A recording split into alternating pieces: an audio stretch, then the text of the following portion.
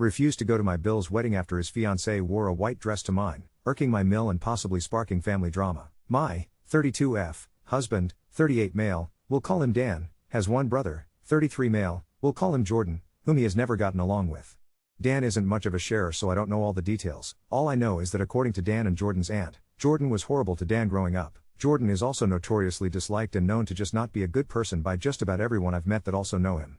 Their own grandmother warned me about him before we met. Now Jordan is not just unpleasant, he is a fully hatched bigot. Now I'm not usually very confrontational, I have the people-pleasing disease, but after a few drinks, I'm a tad more flippant with my opinion. Over Christmas, Jordan made a comment about people of other races not being real people and I lost it, but the meanest thing I said was, thank goodness you live somewhere your opinion doesn't really matter, they live in a very very blue state. He responded that I didn't matter, lol, so I just got up and walked away to help his fiancée, 25F, we'll call her Katie, wash the dishes. I apologized to her, in my mind for having the deal with Jordan, but in her mind, it was for yelling at him, and she responded with something along the lines of, no, I'm sorry, I wish I believed in something that much. I thought that was a little odd, but we were all pretty intoxicated, so I just didn't pay much mind to that comment. I also agreed to be nice to Jordan for the rest of the evening, mostly to keep my mill, who I love, happy. The rest of the evening, Jordan sulked in the corner, and while Katie, my mill and Phil, Dan and I opened gifts, chatted and had a generally good time, considering what had happened. Some background on Katie I feel is important to the story. She's one of those women that looks like a real housewife. Not in a bad way, she just looks all glammed up, and is always wearing designer clothes / bags, and expensive jewelry. She actually looks a lot like a younger Brandy Glanville from Robe. I like nice things as well, but am much more the type to live in sweatpants unless I need to go somewhere that requires real pants. She's also very loud and loves to be the center of attention. Meanwhile, I'm dreading my own wedding day simply because of all the people looking at me. Katie and I really couldn't be more different, and I didn't necessarily see her as a bad thing at first, but there was something about her that rubbed me the wrong way and I just couldn't put my finger on. I was a little weary of anyone willing to date someone like Jordan, and I just had this weird feeling that Katie didn't actually like me, or was trying to one-up me in some way. That feeling probably came from the fact that Jordan and Katie got engaged 2 months after Dan and I and set their wedding to August of this year, 6 months after ours. I've seen enough Charlotte videos to know that maybe I was just being insecure or projecting or something, so I just kept those feelings to myself and tried my best to befriend my future Sil. But it just seemed so odd to me because Jordan and Dan's parents had absolutely no idea Jordan was even considering proposing. Things started to get weird though when I invited her to my bachelorette party via my Mo, who was planning it, and her response was, thanks, but I already celebrated her in Nashville. Nashville was a trip we're both invited on with my Mill to visit Mill's sister and our future female cousin since they live there. It was a semi-celebration for me, but more of a girls in the family trip, and I had absolutely nothing to do with it. But fine, we don't live in the same state, and even though my bachelorette was a local one-day thing on a weekend, I understand it's a trip for her and not everyone can take off work / afford to make the trip. I was still a little hurt, but again, was willing to give her the benefit of the doubt. Keep in mind though, all this was before the Christmas chaos, but again, after the blow-up, Katie and I seemed to be getting along fine. Surprisingly well, in fact, and I actually started to think maybe we could be friends. Flash forward to Dan and I's wedding day. The way the venue was laid out, I was able to see all the guests arriving and taking their seats for my getting ready suite. So I'm standing at the window, watching people arrive, getting pumped to marry the man of my dreams, and in walks Jordan and Katie in a white dress. I immediately just started laughing, simultaneously in disbelief and also not surprised. The night goes on and the vast majority of people in attendance, at least on my / our friend's side, were absolutely appalled. My wedding planner was livid and the bartenders even asked me, unprovoked, if I would like them to spill a drink or two on her. Honestly, at the time, I felt so vindicated and relieved that my instincts about her were correct. I told them not to worry about it. I mean, at this point, I feel like if you wear white to someone else's wedding, everyone there knows exactly the kind of person you are. The funniest part, I found this out later, that my Mo confronted her and said, why would you wear white to a wedding? And she goes, it's not white, it's cream. I would never wear white to a wedding. Picture attached is of a similar dress in the same color for reference. Now that a couple of days have gone by and I've had some time to stew, I realize how incredibly disrespectful that really was. I mean, she's either as stupid as she looked in that dress and didn't realize the dress wasn't appropriate, or she did it intentionally. So anyway, now on to the WIBTA part of the post. Jordan and Katie are getting married in August. It's a 4-day destination wedding in the Bahamas and would cost a minimum of $1,800, between the hotel and flight, for Dan and I to attend. I know this would really upset my Mill, but Dan and I really do not want to go. If it were in their hometown, we would just suck it up for Mill, but the idea of taking time off work and spending almost $2,000 to celebrate people who don't even hesitate to hurt us on our own wedding is not necessarily on my bingo card for 2025. I don't want to ruin my relationship with my Mill and Phil because they really are wonderful people, but I also refuse to spend the rest of my life being disrespected by Jordan and Katie, so I feel like we need to set the boundary now before it gets worse. So please tell me, lovely potatoes, would it if we refuse to go to my Bill's wedding after his fiancée wore a white dress to my wedding? Update 1. Creating a separate post because apparently Reddit doesn't let you edit posts with pictures. First, I just want to say thank you so much to everyone who commented. I did not expect to get this much support from a group of strangers, and I appreciate every single one of you who offered advice, shared their own experience, and just made me laugh about the whole situation. This community really is something special, but that's not surprising considering how awesome Charlotte is. Of course she would have the best potatoes. Also, I learned from my last post and separated the paragraphs, so hopefully this won't be another wall of text. Okay, on to the update. Dan and I have decided we are not going to attend the wedding. As fun and petty as it would be to go and wear the same or a similar white dress or to go and announce a pregnancy, I know and that would just hurt me and the in-laws I actually like more than it would Jordan and Katie. Plus their wedding guest list is 220 people, and if even half of them are like J and K, well, who knows what they would do if I showed up in white. I mean cream. There are a few family members on DH's side that we know aren't invited, I know, a 220-person destination wedding and they couldn't even include the whole family, so we may go visit them during that weekend instead. As for Mill and Phil, we are planning to talk to them this weekend and are just going to be honest about why we don't want to go. I didn't mention this in my original post because I didn't think it was relevant, but Mill and Phil are fairly well off. They would 100% offer to cover the cost of the entire trip if we tried to use the excuse that we just can't afford it right now, so we might as well just tell them the truth up front. Fingers crossed that they can see our side of things and also realize that what Katie did was not only disrespectful to Dan and I, but to Mill as well. It is no secret Mill wants that big happy family, so to do something so blatantly inappropriate at what could have been the start of mending a relationship, seems like a slap in the face to her as well. Plus we genuinely fear what drama they would stir up once kids are involved, so we agree with everyone saying we need to set the boundary now, before it gets worse. I will definitely provide another update, hopefully on this no picture post, after we have the talk. I also got to talk with my photographer this morning and share some of your amazing ideas with her, and she was loving it. She confirmed that Katie was only featured in 2 pictures and then in the background of a few others, so she said she'll send me the unedited photos first and then we can have fun. Update 2. Before I start, I feel compelled to share, in case anyone was wondering, that Dan is 100% supportive of me sharing this story with all of you. I introduced him to Charlotte when we first started dating and we often watch her videos together. The morning after the wedding when we were discussing everything, he goes, "Well, on the bright side, at least you have a story for the subreddit." Quick background: I mentioned in a comment or two but not in either of my posts because I was trying not to ramble, but I realize now is relevant. After the Christmas blow up, Dan had told Mill that we really did not want to invite Jordan and Katie to our wedding. We had invited people from all different types of backgrounds and did not want Jordan to say or do anything that would make anyone feel uncomfortable.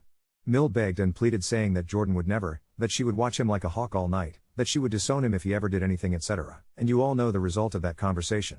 So I learned a couple of new things about Katie and Jordan's behavior at the wedding. I heard from a few different people that K and J were being snarky and dismissive to guests, including to some of my family. I don't know exactly what was said, but I do know that the bartenders had to cut Jordan off halfway through the reception because of how much he was starting to act up. Now, you can do whatever you want to hurt me, that's one thing, but as a proud Italian American, don't you dare f/ck with my family. That was truly the last straw. I told Dan what happened and we were both on the same page that we are absolutely not going to their wedding under any circumstances. We had kind of already made the decision, but we both knew there could be a way Mill could talk us into it. Not anymore, it was going to be a hard no. After finding all this out, I finally broke down about the situation and after a good cry, decided I needed to go on a nice long run. Well, while I was running, my amazing DH took it upon himself to give his mom a call and have the talk right then. And it went surprisingly well. Apparently, she didn't even argue, not once. She completely understood why we wouldn't go, based on the dress incident alone, and said she had no idea why Katie would do such a thing. When DH told her about Jordan being rude and getting cut off at the wedding, she was mortified and apologized profusely. She even acknowledged that something like that was exactly why we didn't want to invite them in the first place, and she was so sorry. Mill is not a subtle person. She's basically a combo of Kitty from that 70s show and Mrs. Weasley from Harry Potter, so if she didn't agree with us or understand our point of view, she would let us know. And probably call me directly. But she didn't, so I do truly believe, if she blames anyone, she does not blame/fault us for this decision. As some people suggested, DH and I will be using the money we would have spent going to the wedding on a trip to visit his chosen brother, his best man and college roommate, in Toronto during that weekend. Update 3. First, the icing on this cream-colored disaster cake. As expected, word of us not attending the destination wedding spread through the family grapevine almost instantly. But then, on Tuesday, Katie herself texted me out of nowhere. Now, we haven't had a direct, one-on-one text exchange since the Christmas incident, unless you count a happy birthday. At 2 a.m., Lamau, so I was immediately suspicious. The opening line, "Hey girl. Just wanted you to hear this from us. I totally get family can't always make destination weddings smile, hope no hard feelings." To which I replied a polite, "Appreciate you understanding. Hope it's a beautiful celebration." She immediately double tapped to like my text, but then, sent me a photo. "You ready?" Because I wasn't. It was a picture of her wedding dress fitting. The dress. In pure, glaring bridal white, the kind that would terrify a bottle of red wine. And on another rack? The cream dress she wore to my wedding. She wrote, "So funny how different white can look under different lights, right? Glad you get it." I showed Dan. He just about combusted. I have no words for the psychological judo going on here, and I'm convinced this was meant to needle me, but joke's on her, now I have literal, time-stamped photo evidence of her acknowledging both dresses. If she ever tries to gaslight later, I'm locked and loaded. But wait, it gets spicier. Also this week, we met my in-laws, Mill and Phil, for dinner to catch up and gently let them know about the Toronto trip plans. I think they already knew, because Mill had made us a care package of travel snacks. But halfway through dessert, Mill, wine glass in hand, bless her, leaned in and said, "Well, it's not just you two. We're not sure we want to go to the Bahamas either." What? Apparently Jordan tried to negotiate with Mill and Phil about covering the costs for Katie's cousin's airfare and wanted them to host an extra after-party at the hotel. "Oh, and could you help negotiate an upgrade for our honeymoon suite?" Phil looked like he was about to short-circuit. Phil quietly vented to us that he knows Jordan and Katie are in over their heads. Turns out, Katie's family is also quietly bailing on this wedding because her sister had a blow-up with her at the dress fitting. I'm thinking that rack of dresses wasn't just for funsies. Mill is crushed, but she's mostly disappointed in Jordan being so cavalier about family support. She told me not to feel guilty for dodging this circus, and said point blank, "You tried." Sometimes, honey, people dig their own holes. Now, the next part, the cream dress story. Thanks to all your amazing advice, shout out to whoever suggested the reverse Uno card. I asked my photographer for some help. She delivered.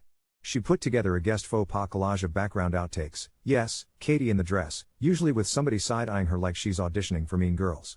My favorite, my Mo's 2-year-old niece pointing directly at Katie mid-gummy smile, the unintentional shade. I've now got the collage saved as my phone background. Every time I wake up, I'm reminded that sometimes the universe serves justice inside eye. You'd think that was enough, right? Nope. On Thursday, a cousin slid into my DMs with some wild news. There's now a group message among a small subset of Jordan and Katie's uninvited extended family. The Bahamas rejects. Yes, that's real. Yes, I nearly spit my coffee. They're planning a backyard, not a destination barbecue bash the same weekend as the wedding. The theme? Primary colors. They explicitly requested no white, cream, eggshell, or antique vanilla. I am dead. I am going to buy a red jumpsuit, and Dan is eyeing a blue suit from Amazon as I type this. And for those of you wondering about the Toronto trip, Dan's best man got so hyped when we told him. He messaged their old college group chat, which got the whole crew buzzing. We've now got an accidental college reunion brewing and maybe a chance to cross off see Niagara Falls with zero wedding drama. I realize now that, instead of letting this whole thing overshadow the summer, we are going to have our own adventure with the people who lift us up, not the ones who drag us down to the sand. Bahamas, pun intended. Postscript, because y'all asked, that cream dress collage? It may or may not make its way into a holiday card, fashion faux pas of the year, starring the Real Housewife of Tone Deaf County. I'll keep you posted, because, honestly, living well, and with good humor, is the best revenge. Update 4. Oh. My. Potatoes. Y'all, I wasn't even planning to come back so soon, but the sheer, sparkling chaos of this family saga has a mind of its own. And apparently, so does Jordan, because let me tell you, if you thought we'd hit peak drama, you'd be mistaken. Let's dive into the fresh batch of tea, freshly brewed, piping hot, and with a side of WTF. First, the group chat of Bahamas rejects was not ready for what unfolded this week. Katie, bless her Real Housewife heart, sent out a group text to the entire invite list, letting everyone know that due to unforeseen issues with the venue and flight delays, we strongly recommend guests arrive 2 days early and consider alternative lodging in Nassau. Now, keep in mind, her wedding is at an all-inclusive resort in the Exumas, which is 100+ miles and a ferry ride from Nassau. Translation: we booked a resort we can't actually fill, please fend for yourselves and oops, the room block is gone? Immediately, my Mill's phone blew up with panicked texts from cousins who already bought non-refundable tickets. Katie followed up with a chipper, "Sorry, we're so grateful for your flexibility." The Bahamas Rejects group chat started referring to this as Firefest 2, Bridal Boogaloo. But that was only the appetizer. The main course, dear potatoes, is that Jordan apparently caught a glimpse of the cream dress collage. I'm not saying I circulated it, but let's just say, our family group text is leakier than a colander. On Saturday, Katie called Mill in tears, claiming we were running a smear campaign and turning the whole family against her with edited photos. Edited? If only she knew about the one with the laser cat eyes meme filter. Mill, bless her patience, fired back that maybe if she didn't act like a Bravo TV villain, she wouldn't get memed. Phil snorted loud enough to wake the cat. And yes, these are direct quotes because Dan had me on speaker the whole time. But the true mind melter, on Monday morning, Dan gets a lengthy, typo-strewn email from Jordan, subject line, family unity. Jordan, who once told everyone at Thanksgiving, "I hate emailing," texts me like a normal person. The gist: Jordan claims Katie is now afraid to come to family holidays unless we all acknowledge her apology for the dress, sent, apparently, in the form of a Venmo request for $75, which no one knew about but her old college roommate and now, thanks to screenshots, all of us. It gets better. Jordan then requests we publicly announce, at the family barbecue, that any further references to the dress be put to rest, as a gesture of goodwill. Otherwise, they feel unsafe participating in family activities. Dan laughed so hard, iced coffee shot out his nose. Our response?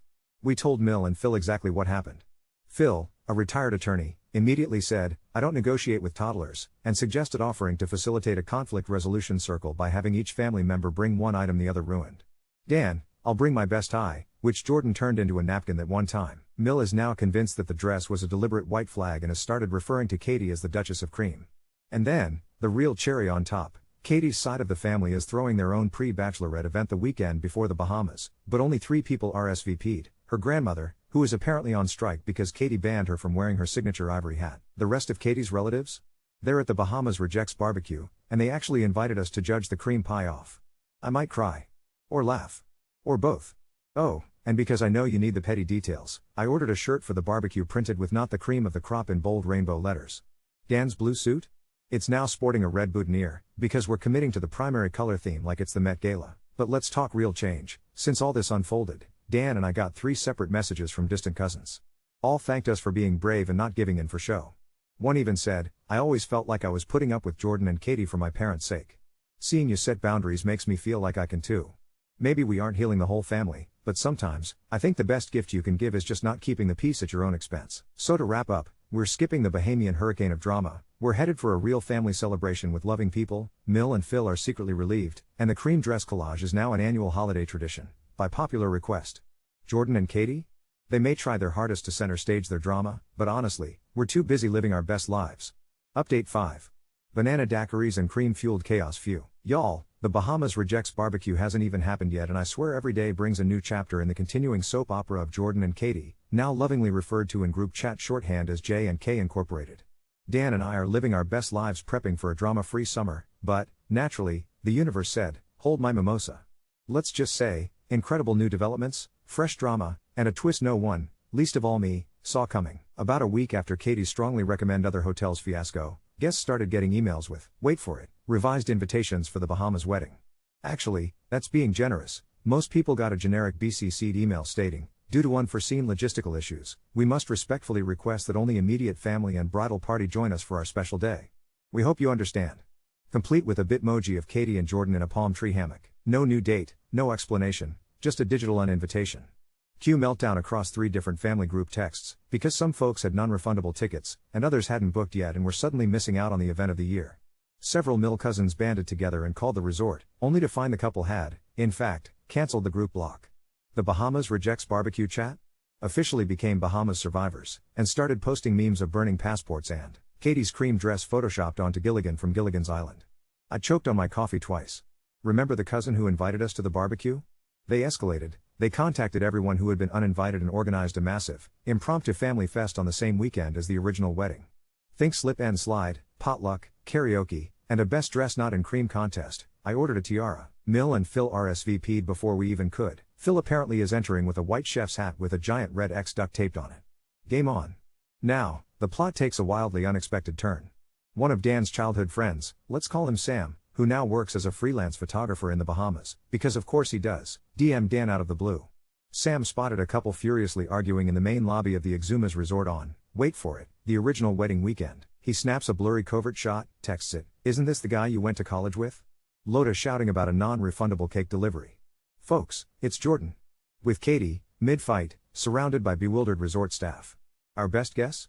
Ceremony never happened, but K and J went anyway, perhaps hoping to turn a vacation into a virtual wedding.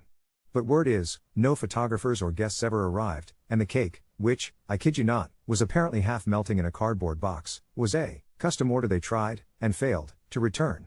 I now have a blurry, pixelated honeymoon pic of the two of them, Cream dress folded over an armchair in the background. I swear, I'm framing it next to the holiday cream dress collage. All this blows up by Sunday, when Katie does what all real housewives in the wild do: crowd control on Instagram.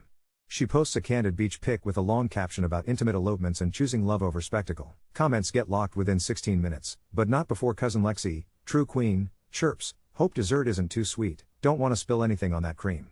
Comment, deleted. Screenshot, immortal. Within 48 hours, Jordan sent a 6-paragraph Facebook message to Dan, CCing their parents, inviting all immediate family to a healing circle dinner at their home.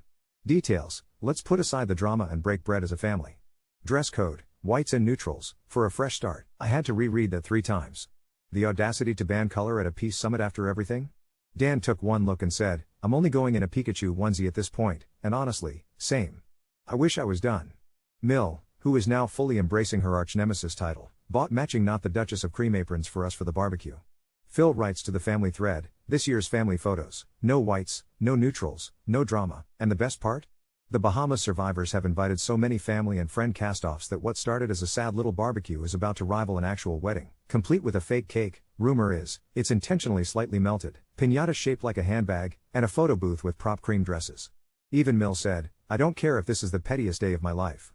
I haven't stopped smiling since we freed ourselves." Through all this, Dan's college crew is now flying out for a Toronto bash. My best friend is coming too.